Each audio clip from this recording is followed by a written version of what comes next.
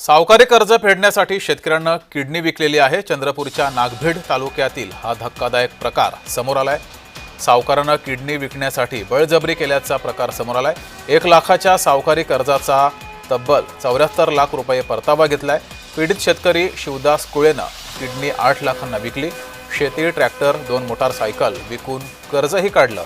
अवैध सावकारकीचा चाप हा कधी सुटणार असा सवाल या निमित्तानं उपस्थित होतोय। त्या सावकारांनी जे माझी पिळवणूक केली, आज माझी किडनी विकण्यास भाग पाडले। या सावकारावर कठोरात कठोर शिक्षा होऊन मला न्याय मिळाला पाहिजे आणि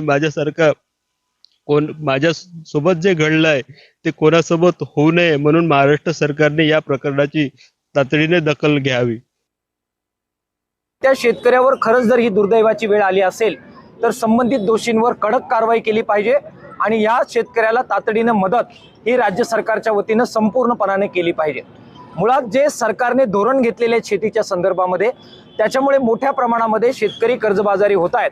राज्य सरकारने कर्जमाफीचं आश्वासन दिलेलं असताना सुद्धा जर अशा प्रकारे शेतकऱ्यांच्या भावना व्यक्त होत असतील आणि घटनांना सामोरं त्यांना जावं लागत असेल तर ही दुर्दैवी गोष्ट आहे। तर रोशन कोळे किडनी विक्री प्रकरणी 6 अवैध सावकारांविरुद्ध गुन्हे दाखल झालेले आहेत। जय महाराष्ट्राच्या बातमीचा आपण हा इम्पॅक्ट पाहतोय। शेतकरी रोशन कोळेंनी जय महाराष्ट्राचे आभार मानले।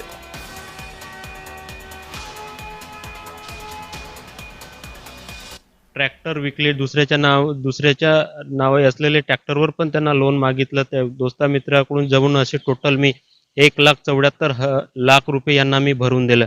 आज जगण्यासाठी माझ्याकडे काही नाही, तरी माझी जय महाराष्ट्र न्यूज चॅनलच्या वतीने तरी माझ्या प्रकरणाची दखल घ्यावी व माझी माननीय मुख्यमंत्री फडणवीस साहेब यांच्यापर्यंत ही माहिती पोहोचवावी। देशाचे पंतप्रधान श्रीभाई नरेंद्रभाई मोदी यांच्यापर्यंत माहिती पोहोचवावी, मला न्याय देण्यात यावा।